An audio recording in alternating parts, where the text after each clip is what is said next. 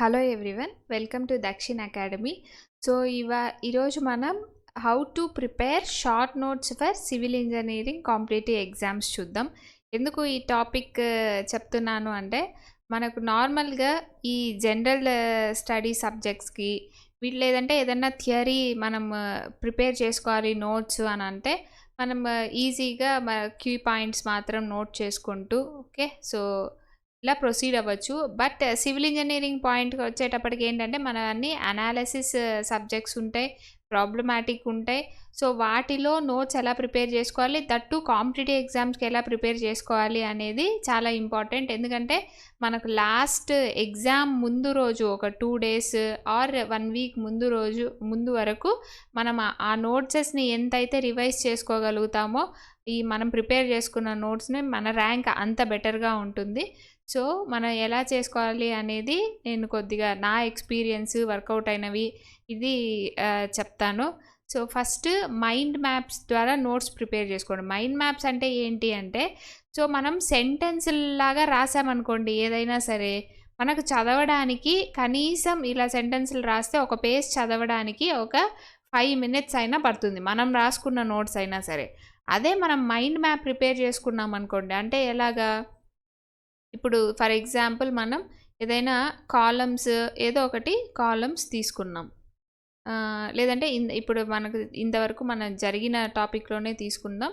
Okay, so ఇప్పుడు shear అనే topic మనం డిస్కస్ చేసాం కదా. సో షియర్ తీసుకుందాం. మైండ్ మ్యాప్లో మనం ఈ షియర్ టాపిక్ని ఎలా రిప్రజెంట్ చేసుకుంటాం, మనం రిప్రజెంట్ చేసుకునేటప్పుడు ఇక్కడ ఒకవేళ nominal shear stress. Okay, so ఈ నామినల్ షియర్ స్ట్రెస్లో τv = VU/BD. నెక్స్ట్ ఇది దేనిపైన డిపెండ్ అవుతుంది, ఎక్స్టర్నల్ లోడ్. నేను జస్ట్ ఇది మనం నోట్స్ ఎలా ప్రిపేర్ చేసుకోవాలి అనే దాన్ని బట్టి చెప్తున్నాను. నెక్స్ట్ ఇక్కడ తర్వాత ఏం చేసుకుంటాం మనం, క్రిటికల్ షియర్ స్ట్రెంత్ ఉంది కదా. So critical shear strength of concrete లేదంటే క్రిటికల్ షియర్ స్ట్రెస్ అంటాం. So τc. సో ఈ τc దేనిపైన డిపెండ్ అవుతుంది అనుకున్నాం, పర్సంటేజ్ ఆఫ్ టెన్సైల్ రెయిన్ఫోర్స్మెంట్ ఒకటి, FCK ఒకటి. తర్వాత ఈ రెండు అయిన తర్వాత చెక్స్ చూసుకున్నాం ఏవేవి, τv అనేది should not be greater than τc max.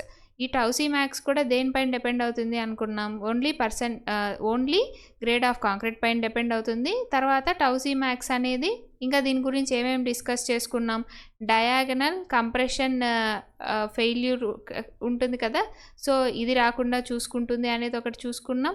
So ఇది ఈ రెండిటి గురించి మనం తీసుకునింది. ఓకే, సో నెక్స్ట్ ఏం తీసుకున్నాము షియర్ గురించి.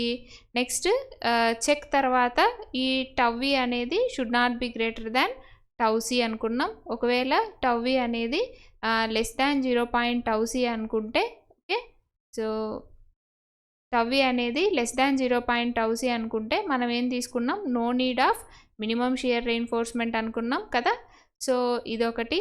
సో τv అనేది 0.5 τc నుండి, okay, but less than τc అయితే మనం ఏమి అనుకున్నాం, minimum shear reinforcement. Okay, so τv అనేది గ్రేటర్ దాన్ τc అయితే ఏమనుకున్నాం, డిజైన్ షియర్ అనుకున్నాం కదా. సో తర్వాత మనము ఈ మినిమం షియర్ రెయిన్ఫోర్స్మెంట్కి ఫార్ములా చూసాం, ASV/B × SV = 0.4/0.87 FY. తర్వాత డిజైన్ షియర్కి VUS మనం ఎలా క్యాలిక్యులేట్ చేసుకున్నాం, VU - τc × BD. తర్వాత ఈ VUSకి SV ఎలా క్యాలిక్యులేట్ చేసుకుంటాం అనేది ఫార్ములా తీసుకున్నాం. తర్వాత ఈ ఫార్ములాస్ తర్వాత స్పేసింగ్ రిక్వైర్మెంట్స్ చూసుకున్నాం. ఓకే, సో ఈ స్పేసింగ్లో కూడా మనం ఎలా చూసుకున్నాం, వర్టికల్గా స్టిరప్స్ ప్రొవైడ్ చేసుకుంటే ఎలాగా, తర్వాత ఇంక్లైన్డ్గా స్టిరప్స్ ప్రొవైడ్ చేసుకుంటే ఎలాగా. సో ఇప్పుడు ఈ వర్టికల్గా ఏమేమి తీసుకున్నాం, మినిమం ఒకటి, డిజైన్ షియర్ SV ఒకటి, 0.75D ఒకటి, 300 mm ఒకటి. ఓకే, ఇంక్లైన్డ్గా కూడా ఏం తీసుకున్నాం, మినిమం ఒకటి, డిజైన్ ఒకటి. ఓకే, సో ఇక్కడ 0.5D ప్లేస్లో D ఒకటి, తర్వాత 300 mm ఒకటి. ఇవి మనం మెయిన్గా డిస్కస్ చేస్తున్న టాపిక్స్. తర్వాత బెంటప్ బార్స్ చూసుకున్నాం. బెంటప్ బార్స్కి ఏం ప్రొవైడ్ చేసుకోవాలని చెప్పాం, ఓన్లీ 50% ఆఫ్ స్ట్రెంత్ మాత్రమే, VU మాత్రమే మనం దీనికి ఇవ్వాలి అనేది డిస్కస్ చేసాం. ఓకే, సో ఎంటైర్ షియర్ మనం డిస్కస్ చేసింది మొత్తం ఈ సింగిల్ పేజ్లో ఉంది. ఓకే. సో మనం నెంబర్స్ ఇచ్చుకుంటే ఇది 1, 2, 3, 4 ఓకే. తర్వాత ఈ ఫార్ములాస్కి 5 ఇచ్చుకుంటే ఈ వియుఎస్ ఎస్వి ఇలాగా స్పేసింగ్ 6. మనం ఇంకేదన్నా స్పెసిఫిక్గా షియర్ గురించి డిస్కస్ చేసుకుంటే అవి. సో ఇలా మనం ఎప్పుడైతే మనం ఎంటైర్ చాప్టర్ కంప్లీట్ అయిన తర్వాత ఒక సింగిల్ పేజ్లో ఇలానే నోట్ చేసుకోవాలి. నీట్గా 1 వేసి సెంటెన్సులు మొత్తం రాసి అలా కాకుండా జస్ట్ మనం ఇలా నోట్ చేసుకున్నప్పుడు ఇది మొత్తం మీరు ఫస్ట్ టైం రివైజ్ చేయాలి అని అంటే ఒక 5 minutes పట్టచ్చు. ఓకే. ఇప్పుడు మీరు ఒకసారి పాస్ చేసి ఇది ఒకసారి చూడండి. మీరు రివైజ్ చేయడానికి మీకు అంటే ఇది ఎంత మొత్తం చూడడానికి మీకు ఎంత టైం పడుతుందని. సెకండ్ టైం ఒక 3 minutes మీరు అలా రిపీటెడ్గా చూస్తూ ఉంటే మీకు ఏదో ఒక రివిజన్లో ఒక పేజ్ మొత్తం మీరు రాసుకుంది 2 minutesలో కంప్లీట్ చేయడానికి ఉంటుంది. Okay. So mind maps prepare చేసుకోవడం క్విక్ రివిజన్కి చాలా ఇంపార్టెంట్. ఇంకొకటి ఏంటి అంటే మనకు ఇది మొత్తం బ్రెయిన్లో కూడా ఎక్కువ రోజులు స్టోర్ అయి ఉంటుంది. మనకు తెలుసు మనం ఒక మనిషి నేమ్ త్వరగా మర్చిపోతాము, గుర్తురాదు, కానీ వాళ్ళ ఫేస్ మనకు ఎక్కువ రోజులు గుర్తుంటుంది. ఎందువల్ల అంటే మనం చూసింది బ్రెయిన్ ఎక్కువ గుర్తుపెట్టుకుంటుంది. కాబట్టి ఇప్పుడు మనం ఇది చూసింది కూడా ఒకసారి మీరు ఇది మొత్తం క్లియర్గా చూసి కాన్సన్ట్రేషన్తో కళ్ళు మూసుకున్నప్పుడు నామినల్ షియర్ స్ట్రెస్ ఎక్కడ రాసుకున్నాము, మనము స్పేసింగ్ ఎక్కడ రాసుకున్నాము, తర్వాత no need of minimum reinforcement అనేది ఎక్కడ రాసుకున్నాము అనేది మనకు ఒక పిక్చర్ లాగా మైండ్లో అనేది పిక్టోగ్రాఫిక్ మెమరీ ఫామ్ అవుతుంది. దానివల్ల ఎగ్జామ్లో రీకాల్ ఫాస్ట్గా ఉంటుంది. మనం ఫాస్ట్గా కరెక్ట్ ఫార్ములా అప్లై చేయడము ఇదంతా అవుతుంది. రివిజన్ ఈజీగా అవుతుంది. దీనివల్ల ఇన్ని బెనిఫిట్స్ ఉంటాయి. సో మీరు కంప్లీట్ చేసిన వెంటనే ఇంకొకటి ఏంటి అంటే మీరు చాప్టర్ మొత్తం కంప్లీట్ చేసేసిన తర్వాత ఇలా రాసుకోవడం వల్ల ఆ చాప్టర్ పైన ఇది కూడా పెరుగుతుంది, గ్రిప్ కూడా పెరుగుతుంది. మీరు మీ దీంట్లో మీ ఓన్ రైటింగ్లో మీ ఓన్ దీనిగా రాసుకుంటారు కాబట్టి. సో మనం ప్రిపేర్ అయిన ప్రతి చాప్టరు మైండ్ మ్యాప్లో ఒక్క సింగిల్ పేజ్లో ప్రిపేర్ చేసుకోవడం చాలా ఇంపార్టెంట్. ఇది మనం చేయాల్సిన first step. Okay. Short notes prepare చేసుకోవడానికి ఇది మీకు ఎగ్జాంపుల్ అర్థం అవడానికి షియర్ చెప్పాను.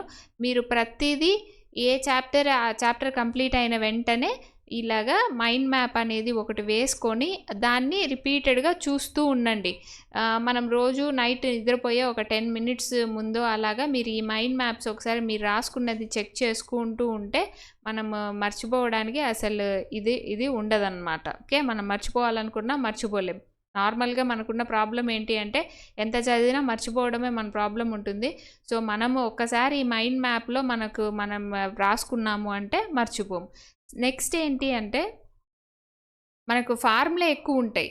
ఓకే. సివిల్ ఇంజనీరింగ్లో ఉండేది ఫార్ములే. సో మనం ఎంత కాన్సెప్ట్ ఎంత ఇది ఉన్నా కాంపిటేటివ్ ఎగ్జామ్కి వచ్చేటప్పటికి అది మనకున్న కాన్సెప్ట్తో డిరైవ్ చేసుకుంటూ కూర్చోలేమన్నమాట. సో అందువల్ల ఏంటి అంటే మనం వీలైనన్ని ఎక్కువ ఫార్ములే గుర్తుపెట్టుకోవడానికి ట్రై చేయాలి. మీరు కావాలంటే ప్రీవియస్ ఇయర్స్ పేపర్స్ చూడండి. మనకు ఫార్ములా గుర్తుంది అని అంటే ఈజీగా 50 marks వచ్చేస్తాయి గేట్లో. ఓకే. జస్ట్ మనకు ఫార్ములా గుర్తుంది అంటే 50 marks వచ్చేలాగే ఉంటుంది. మీరు ఏ గేట్ ఎగ్జామ్ పేపర్ అయినా చెక్ చేసుకోండి. సో ఈ ఫార్ములా రాసుకునే బుక్లో మళ్ళీ ఫస్ట్ నుండి మొత్తం మొదలు పెట్టకూడదు. ఓకే. సో ఫస్ట్ పాయింట్ తీసుకున్నాము, షియర్ అంటే ఏంటి. ఓకే. సో షియర్ డెఫినిషన్ రాసుకోవడము, ఆ తర్వాత summation of vertical forces either to left and right, ఇలాంటివి ఏవి రాయకూడదు ఈ ఫార్ములా నోట్స్లో. ఈ ఫార్ములా నోట్స్లో ఓన్లీ ఎలా ఉండాలి, ఎగ్జాంపుల్ ఇప్పుడు చెప్పుకున్నాం కదా, tau equal to VU by BD అంతవరకే ఉండాలి ఈ ఫార్ములా దీంట్లో. ఓకే. సో సెకండ్ ఏంటంటే minimum reinforcement ASV by B into SV equal to 0.4 by 0.87 FY. Okay. So ఇలాగా ఓన్లీ మనం ఏంటి అంటే ఫార్ములాలు మాత్రమే నోట్ చేసుకుంటూ వెళ్ళిపోవాలి. ఒక హెడ్డింగ్ ఇచ్చి ఒక షియర్ ఇది పెట్టుకొని ఫార్ములా మాత్రం.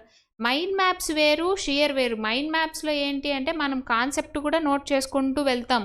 ఓకే. ఫార్ములాలో ఏంటి అంటే మనం ఏం రాసుకోము, ఓన్లీ ఏం రాసుకుంటూ ఉండాలి, ఫార్ములా మాత్రం నోట్ చేసుకొని వాటిని వీలైనన్ని ఎక్కువ సార్లు చూస్తూ మనం గుర్తుపెట్టుకోవడానికి ట్రై చేయాలి. అసలు మర్చిపోకుండా ఉండడానికి ట్రై చేయాలి. సో ఇది ఇంకొకటి ఏంటి అంటే ఇది 2 booksగా పెట్టుకోండి మీరు. ఒకటి స్ట్రక్చర్స్ రిలేటెడ్ సబ్జెక్ట్స్ అన్నీ ఒక బుక్లో ఫార్ములాలు రాసుకోండి, ఒకటి నాన్ స్ట్రక్చర్స్ రిలేటెడ్ సబ్జెక్ట్స్ అన్నీ ఒక బుక్లో రాసుకోండి. ఓకే, అంటే దీని ప్రకారం అప్పుడు మీరు ఏదైనా ఇంజనీరింగ్ సర్వీసెస్ ఎగ్జామ్ వీటికి ప్రిపేర్ అవుతున్నా కూడా మనకి ఈజీగా ఏ బుక్లో ఏముంది అనేది మనం రెఫర్ చేసుకోవడానికి ఉంటుంది. ఇప్పుడు స్ట్రక్చర్స్లో అంటే ఏంటి, స్ట్రక్చర్ అనాలిసిస్, తర్వాత స్ట్రెంగ్త్ ఆఫ్ మెటీరియల్స్, తర్వాత ఆర్సీసీ రెయిన్ఫోర్స్డ్ కాంక్రీట్ కన్స్ట్రక్షన్స్, తర్వాత design of steel structures, including CPM and PERT, building materials, ఇవన్నీ కాంక్రీట్ టెక్నాలజీ, ఇవంతా స్ట్రక్చర్స్లో రాసుకోండి. ఒక బుక్లో ఈ మొత్తం ఫార్ములా వచ్చేయాలి. ఓకే, అంటే మనం అనవసరమైన ఏం రాయకుండా ఓన్లీ ఫార్ములా మాత్రమే రాసుకుంటూ వెళ్తే ఒక బుక్ అనేది ఎనఫ్ ఇన్ని సబ్జెక్ట్స్కి. నాన్ స్ట్రక్చర్స్లో ఏమేమి వస్తాయి, ఎన్విరాన్మెంటల్ ఇంజనీరింగ్, జియో టెక్నాలజీ, తర్వాత ఇరిగేషన్ ఇంజనీరింగ్, మనకు ఫ్లూయిడ్ మెకానిక్స్, ఇవన్నీ కూడా, ఇంకా ట్రాన్స్పోర్టేషన్ ఇంజనీరింగ్, సర్వేయింగ్, ఇవన్నీ కూడా ఒక నోట్బుక్లో రాసుకోండి. ఓకే, సో మనకు 2 బుక్స్లో మనకు ఎంటైర్ ఫార్ములే మొత్తం ఉండాలి. ఓకే, సో ఈ బుక్స్ ఎప్పుడు మీ దగ్గర ఉండి మీరు రిపీటెడ్గా ఈ ఫార్ములాస్ అన్నీ చూసుకుంటూ ఉంటే మర్చిపోకుండా ఉంటాం. ఇది కూడా ఒకటి కంపల్సరీ ఉండాలి. ఎందుకంటే మనం గేట్ ఎగ్జామ్ 2 డేస్ ముందు ఆర్ 1 డే ముందు మనకు ఎక్కువగా యూజ్ అయ్యే బుక్ ఇదే. నాట్ ఓన్లీ గేట్ ఎగ్జామ్, మనం ఏ ఎగ్జామ్ మీరు కాంపిటేటివ్ ఎగ్జామ్స్కి వెళ్తున్నారు, అది స్టేట్ పిఎస్యూస్ కావచ్చు, యూపీఎస్సీ కావచ్చు, ఏదైనా కావచ్చు, మనకు ఈ ఫార్ములే బుక్ అనేది లాస్ట్లో చాలా హ్యాండీగా ఉంటుంది. ఓకే, సో ఇది ఒకసారి చూసుకోండి. తర్వాత sticking notes in your room అనేది కూడా ఇంపార్టెంట్. ఎందుకు అంటే మనకు కొంచెం కన్ఫ్యూజింగ్ టాపిక్స్ ఉంటాయి.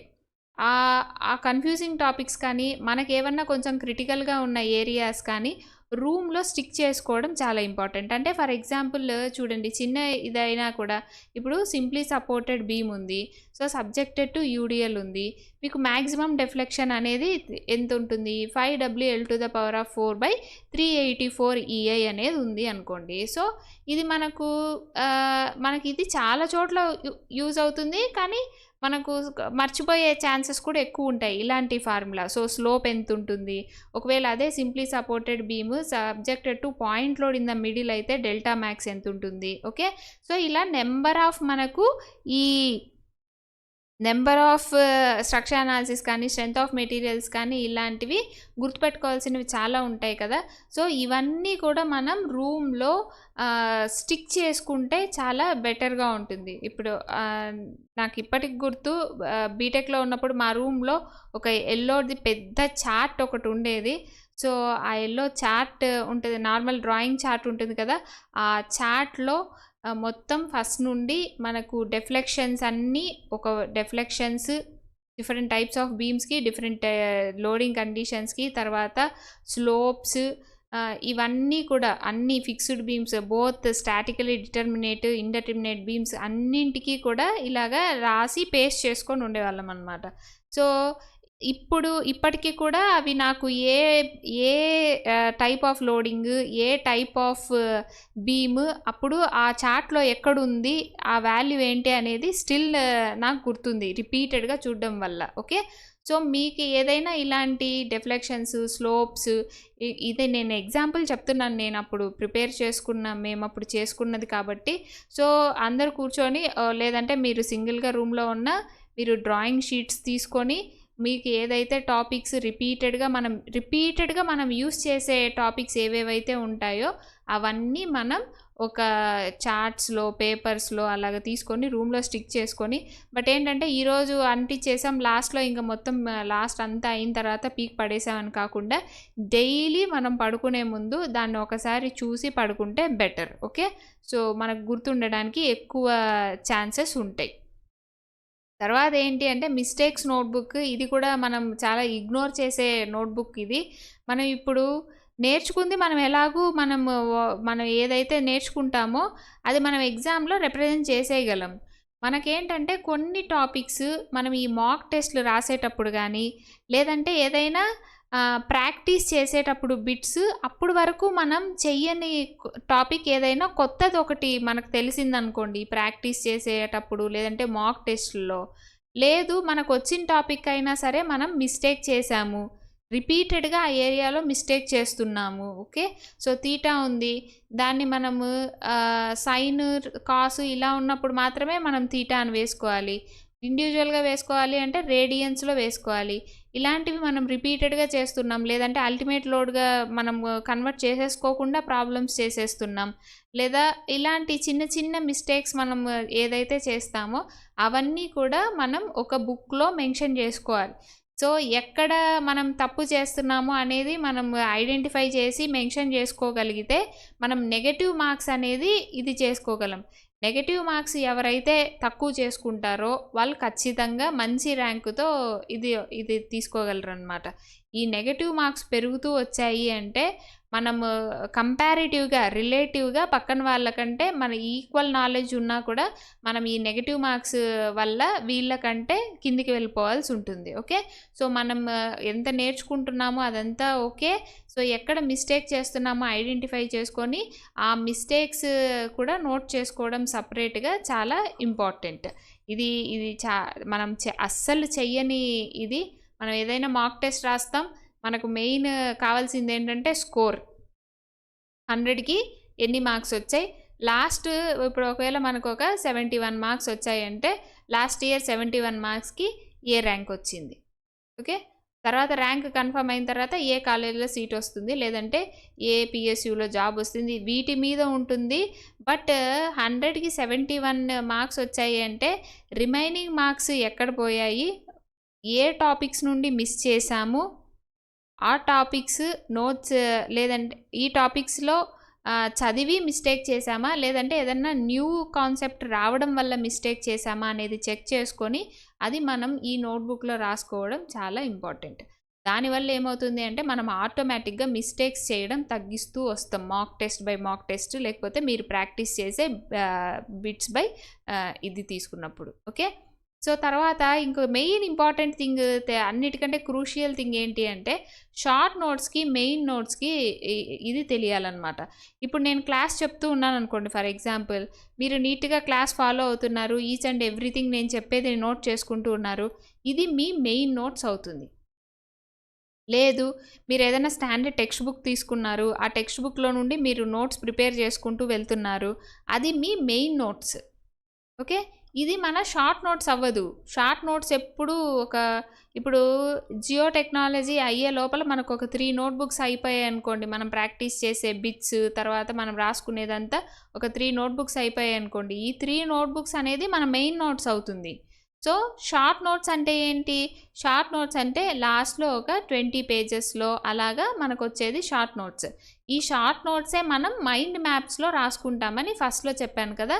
సో మొత్తం చాప్టర్ అంతా కలిపి మనం ఒక మెయిన్ ఒక్క పేజ్లో మైండ్ మ్యాప్స్ యూస్ చేసి మనం రాసుకోగలగాలి. ఓకే, సో ఇప్పుడు ఏదైనా సరే ఇందాక మనం క్లాసిఫికేషన్ ఆఫ్ సాయిల్స్ చెప్పాను. షార్ట్ నోట్స్కి మెయిన్ నోట్స్కి డిఫరెన్స్ ఏంటి, మెయిన్ నోట్స్ అంటే ఏంటంటే నేను స్లైడ్స్లో వేసిన ప్రతిదీ మీరు నోట్ చేసుకుంటూ వెళ్తారు కదా, అది మెయిన్ నోట్స్. షార్ట్ నోట్స్ అంటే ఏంటి, ఇండియన్ సాయిల్ క్లాసిఫికేషన్, దీంట్లో ఏం తీసుకుంటాం, 75 మైక్రాన్స్ సీవ్ తీసుకుంటాం.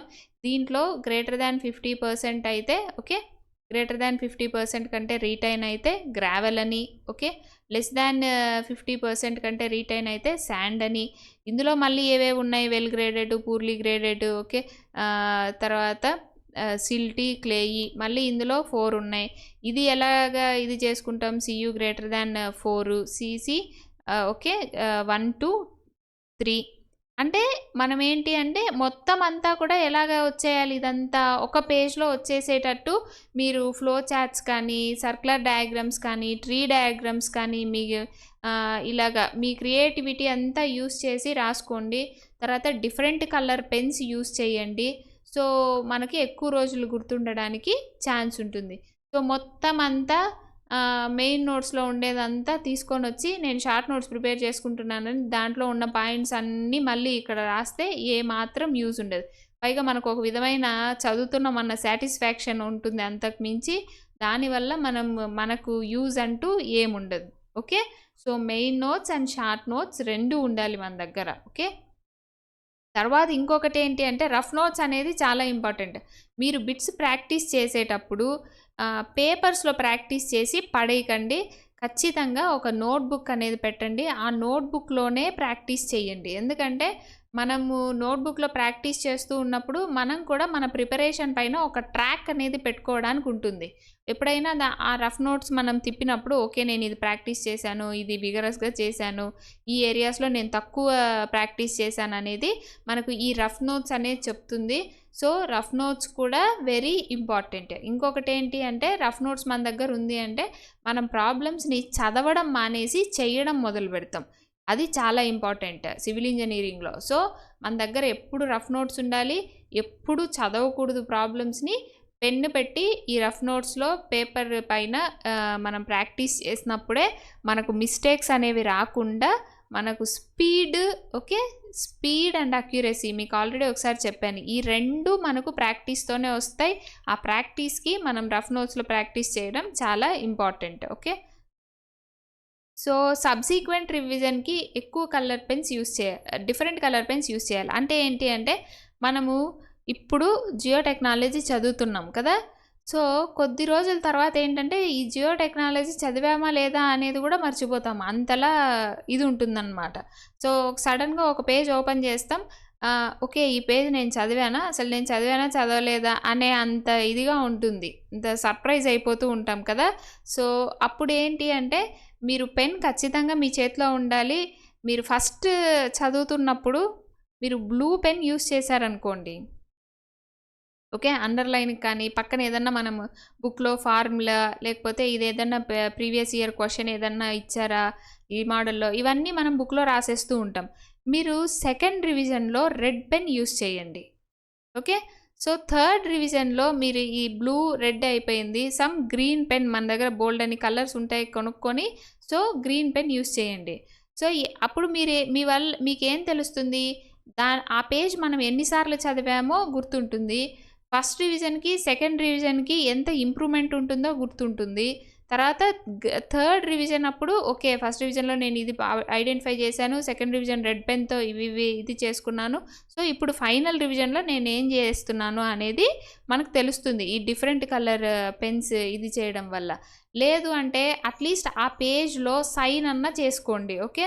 సో మనం ఒక పేజ్ మొత్తం కంప్లీట్ అయిపోయింది అంటే సో ఆ పేజ్ లాస్ట్‌లో ఏదో ఒక సైన్ అన్నా మీరు చేసుకుంటే నెక్స్ట్ రివిజన్, ఓకే, 2, 3 అలాగా మనము ఎన్ని రివిజన్స్ ఉంది అనంటే అన్ని మన సైన్స్ ఎన్ని ఉన్నాయంటే మనం ఆ పేజ్ అన్ని సార్లు చదివినట్టయినా చూసుకోండి. ఓకే. సో అది ఇంపార్టెంట్. ఇది ఎందుకు చెప్తున్నానంటే మనకు చదువుతాం, అన్నీ చేస్తాం, లాస్ట్ మినిట్‌లో ఏంటి అంటే నేనేం చదవలేదేమో అన్న ఫీలింగ్ వస్తుంది.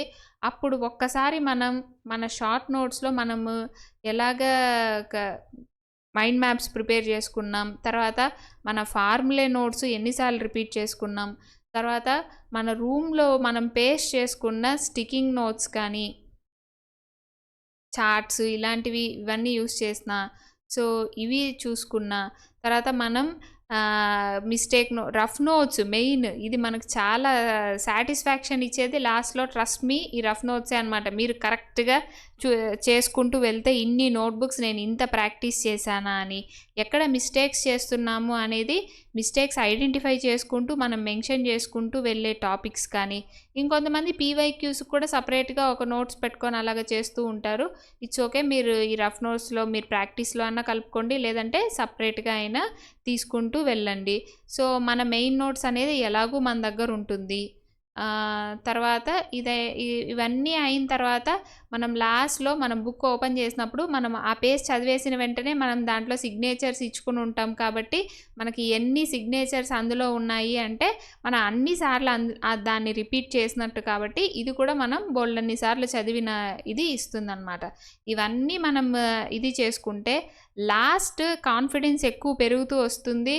మనం ఫాస్ట్‌గా ప్రాబ్లమ్స్ చేయగలుగుతూ వస్తాం. ఫార్ములా కూడా ఫాస్ట్‌గా రీకాల్ చేయగలుగుతూ వస్తాం. మీరు ఇప్పుడు ఏ ఎగ్జామ్‌కి అయితే టార్గెట్ చేస్తున్నారో ఆ ఎగ్జామ్‌కే కాదు, ఆ తర్వాత ఎగ్జామ్స్‌ని కూడా మనం ఈజీగా ఇది చేయగలం మంచి ర్యాంక్స్‌తో. ఓకే. సో ఫాలో అవ్వండి. ఒకవేళ మీకు హెల్ప్ అవుతుంది అనుకుంటే, లేదా మీ ఓన్ మెథడ్స్ ఏమన్నా మీరు ఫాలో అవుతూ ఉన్నారు అంటే వెరీ గుడ్. మీరు దాన్నే కంటిన్యూ చేసుకోండి. ఎవరికన్నా చిన్న చిన్న డౌట్స్ ఉంటే ఎలా నోట్స్ ప్రిపేర్ చేసుకోవాలి, ఎలా రివైజ్ చేసుకోవాలి, ఏంటి అన్న వాళ్ళ కోసం చేశాను. ఒకవేళ మీకు హెల్ప్‌ఫుల్ అయితే I will be very happy. Thank you. Please subscribe. Okay.